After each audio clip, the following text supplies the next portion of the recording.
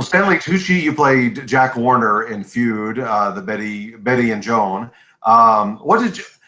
I don't even know how to describe him. He had so many different layers, and he was. I would say he was definitely abrupt, and you knew where you stood with him. What did you like about playing him?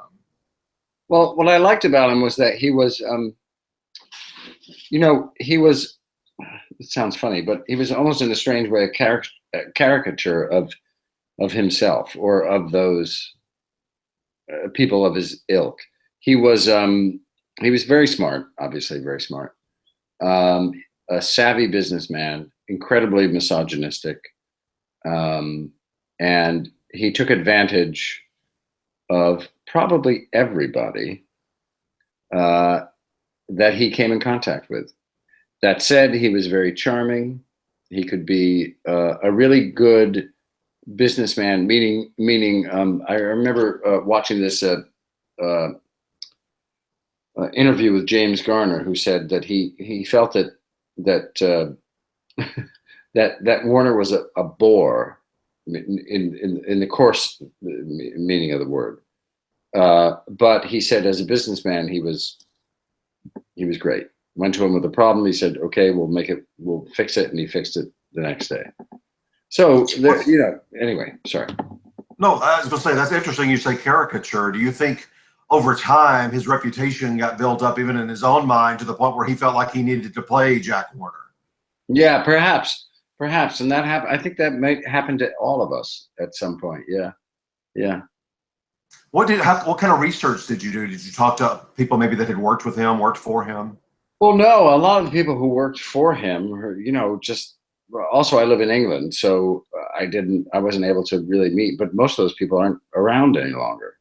I read a lot about him, and to me, the most helpful thing was looking at video clips, like old video stuff on YouTube. And I found these speeches, a speech that he gave, actually it was here in England, he gave the speech, and it was really interesting.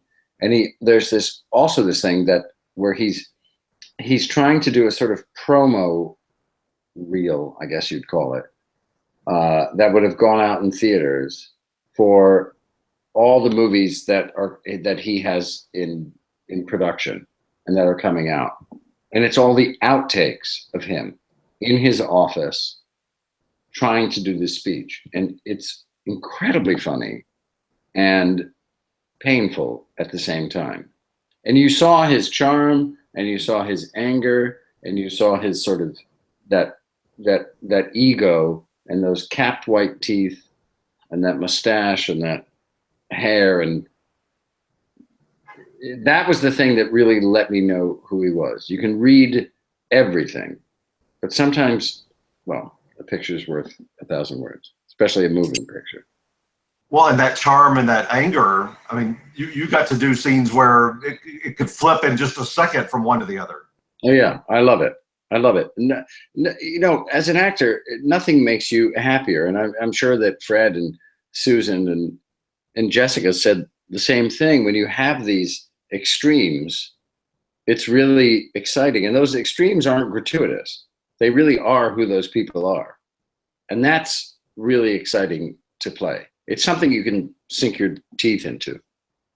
When you're on the other side of talking to an executive, would you want, I mean, remember, I love that scene where Robert Aldrich asks Jack Warner, does he have what it takes? Will he be a bigger director than he already is? And you have that pause and then you just say, no. Would you rather somebody tell you the truth, or would you rather them not tell you the truth in a situation like that? For me, I would rather have the truth. However, it would be their truth. Yeah, I see that. Right? You've worked with so many great people in this project. Let me start with Ryan Murphy. He is really maybe the best going in television these days, and everybody wants to work with him, and he does such diverse projects. What was your experience like? It was amazing. I'd admired him, and we have a mutual friend in Peter Liguri, and Peter Liguri is one of the guys who sort of created FX.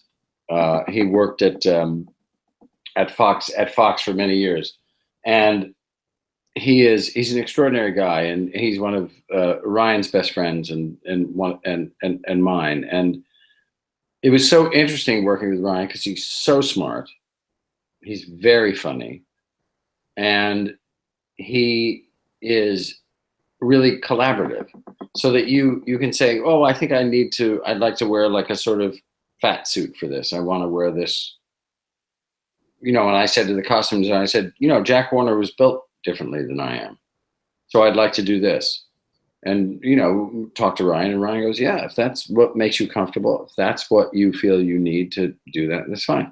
And then when it came even to dialogue, there were certain amounts of dialogue I'd say, like, well, I don't quite understand that, I don't. And he was incredibly collaborative. He'd say, well, try this, try that, do this, don't say that, whatever. And the thing is, he's so secure in himself because he knows he's really, really good. And it was kind of a lesson. Well, it's a lesson for all of us, really. I really am a great admirer. Well, he's very loyal. You'll be getting calls, I'm sure, on other TV projects with him over time. An actor always believes their career is over, so yes. Tell me about Jessica Lange playing Joan Crawford here. You got to see her up close and personal. Oh my gosh! Well, let me tell you something. I've always had a huge crush on Jessica Lange, and I was very excited to meet her and to work with her and spend time with her. And she's nothing but lovely and very funny. And I just think she's great, because she's always great. But, we really see that vulnerability, and we see that sort of, you see that struggle, and you see it with Susan does it too. You see that struggle that women in particular go through in Hollywood, not just in Hollywood, but in their lives, trying to maintain a sense of youthfulness and a sense of dignity, really. And that's really the thing, is that, to me, this piece is about dignity more than anything else. And that's what I think Susan and Jessica and Fred too really capture so beautifully, and what Ryan has captured so beautifully. But Jessica and Susan really, because you have dignity, and then you have what women suffer through every day, not just years ago, but now. I think one of the biggest acting challenges in the world, and I've seen this over time, but Jessica and Susan fit this, is to be very recognizable as an actress yourself. Yeah. And you're playing a very recognizable person, whether they be an actor or an actress or a president or whoever. Yeah. I think that's a very hard challenge to do, because, the audience, they suspend that disbelief, disbelief to buy you as that character. Yeah, but that's what makes an actor. I mean, and they're great actors. I mean, there are certain things that we all do that we can't help but sort of repeat, because we are who we are. We can only change our behavior so much. Otherwise, it becomes sort of mimicry or something like that. But for those two who have been doing this for a little bit longer than I've been doing it,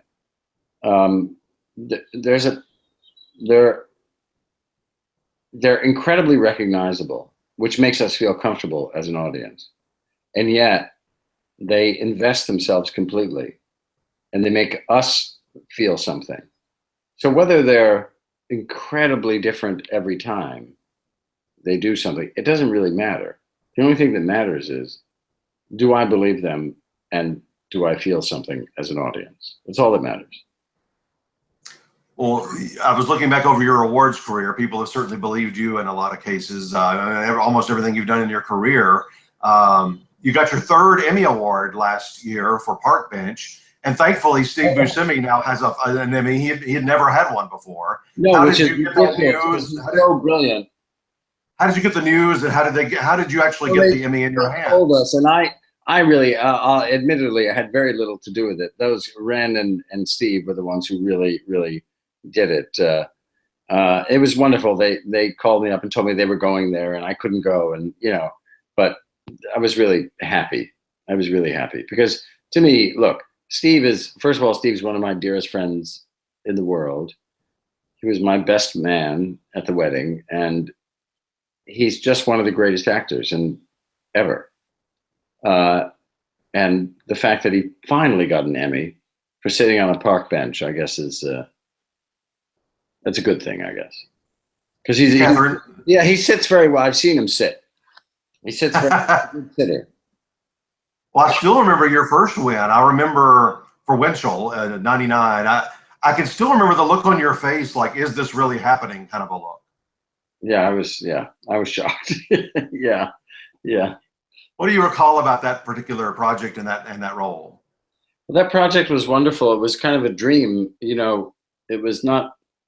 Can't remember when HBO really started making films like that, but we had done. Can't remember if I had done. Oh no, I hadn't done it yet. I did Winchell, and then after that, I did Conspiracy for HBO, and I loved it. I loved that project. Paul Mazursky was great. You know, incredibly funny, of course, and a beautiful script, and really an amazing story that is, I think, perhaps even more timely today, given the state of the press. Absolutely. Well, you might be getting your 8th Emmy Award nomination here in just a few weeks. The Emmy ballots just went out. Oh. But I want to ask you a couple of Oscar-related questions. Your movie, you were one of the co-stars of Spotlight, which won Best Picture a year and a half ago, and you all won the SAG Ensemble Award. What's it like for you, being a long-term actor, getting something, a nice prize from the Screen Actors Guild? Oh, it's great. It's great. I had been nominated before for stuff from the Screen Actors Guild, and that was great. But to win as an ensemble, because to me, filmmaking, television, theater, all of it, it's collaborative. You know, there is no one, if there is one real voice that stands out, I think that there's something wrong with the project. I always think that, you know, it's collaborative. So when you have, I think we got something from from the Gotham Awards for Margin Call also, which was really wonderful because it was a great ensemble like Spotlight. There you are sort of working towards this end to tell a story that's a really, really important story. And we know that the story of Spotlight is more than an important story. It's a vital story. So to be a part of that was great. And then to sort of, you know, win an award for it and all that stuff, that's just feels good. And then you had your individual nomination at the Oscars for The Lovely Bones. Yeah. What was a favorite memory from that experience? Well, that was really exciting. I didn't expect it, and I was really happy about it. It was a sort of mix though for me, to be honest, because my wife had passed away that year. So it was, and she had been, you know, we'd been together for a long time, and so being at the Oscars without her was a bit of it was a sort of bittersweet, let's say that. Mm. My mother was my date. Well, and that was great. But I was really excited because I liked the movie, and I think that, again, that story, as painful as it is a really, really, really important story. I ask this question every time I have an Oscar voter on because I love to hear the responses. When you've got that acting ballot in front of you, nominations round, and then the winners round, what's going through your mind? What kinds of things like trigger you to want to vote for them? I always just want to, ultimately you just have to vote for, you can't really look at, okay, that's a really big movie, that's a studio movie, they had a lot of money to promote it and blah, blah, blah. But if there's somebody in that movie, you go, like, that person is a great actor, or that design really is stunning. And we know that that designer could have done that with a third of that budget. Or that movie, yes, it cost $200 million. However, it is a brilliant movie. And the same holds true for a movie that cost $1 million. You just look at the truth of it, and then that's how you make your decision, I think. And it's hard because sometimes you just want to vote for your friends. Well, so it's a mix of all of that for you. And I expect them to vote for me. Absolutely. One of my favorites in your career, your directorial debut for film was Big Night. I love that movie. And now, give us a quick story on Big Night, and then I want to ask about your next directorial film. Oh, well, Big Night came about, you know, I just wanted to write a movie. I think I was frustrated just being an actor. I wasn't using enough of myself. Excuse me. Work was intermittent. And I thought, well, I want to tell the story. And I started making notes, and then I started writing, and then I asked my cousin, Joe Tropiano, to write with me, and we started writing. It took many, many years to write because we had no idea what we were doing. And we just wanted to tell a story that was about really basically the struggle between commerce and art, but also what's the artist's role in society, the artist being the chef, but also what's the role of the Italian American or the immigrant in America. And if you notice in the film, there is in no way any allusion to the mafia or anything like that. It's completely absent from the film. We wanted to make a movie about Italian immigrants that excluded all of that. That was, I suppose, pure in a way. And just try to tell the story very specifically about these two brothers. And hopefully those sort of greater themes would be understood or would ring true. And we did, and it was a great experience for us because what we wanted to do worked, meaning the more specific we were, the more universal it became. And a lot of times with movies, people think, oh, I have to write to please everybody. So you got everything in a movie, you know, except the kitchen sink. And in fact, I don't think you really need that. So it was a great lesson for me as a first-time writer, director. Yeah.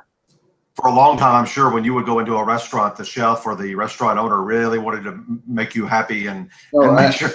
To this day, it still happens. 21 years on, yes, it's shocking. I haven't paid for a meal in years. Oh, there you go. No, I'm kidding. I know. That's Tony Shalhoub. He's probably a good friend, but also like a good luck charm. Big Night. You won an Emmy working on his show Monk, and now he's going to be in Final Portrait. He's the brother I never had. And though older than I, still looks younger. I don't know how that happened. He's in Final Portrait. He plays Diego Giacometti, who was Alberto's older brother. And Jeffrey Rush plays Giacometti. And I asked Tony to do it, and he was kind enough to come over here and shoot for a month, and we had a great time. And I've directed him on stage, and we've been together on stage, and there isn't a better actor. Well, we got to interview Jeffrey a few weeks ago for Genius. He's of course playing Albert Einstein. But the day before, this was, I will see if you agree with this now that you've worked with him. We had Emily Watson on, who's now been his wife in 3 different movies or 3 different projects. She said he's the only actor she's ever worked with who would continue to work on a scene that was already shot after it was over. He was never completely content, even after he knew that he would never play that scene again. Yeah, I can understand that. Yes, he's a little like that. Yeah. But we all do that to a certain extent. I have found myself sort of walking down the street thinking about a movie that I did, or a play or something, and you start talking to yourself, and you think, oh, that line should have been that should have been that, and that could have been that. It's just does that make it hard when you're actually watching the final product, like on the big screen or on your television, you're thinking about things you wish you had done differently? Oh my gosh, yes. Oh yeah. You always want to go back and do it again. You just want to go back and do it again. When can we expect Final Portrait? Well, it'll be coming out, I believe, I'm not really sure, because Sony Classics is distributing it. So in America. So I don't know, but I think perhaps in the late fall. I'm not quite sure. Okay. Well, this has been a real pleasure. We just love seeing you in Feud. Thanks. It was such a rich role, and I know you had to have fun playing that. It was the best, one of the best times I've ever had. It was really fun. Well, thanks so much. I hope we get to see you on a red carpet here in a few weeks. Okay, me too.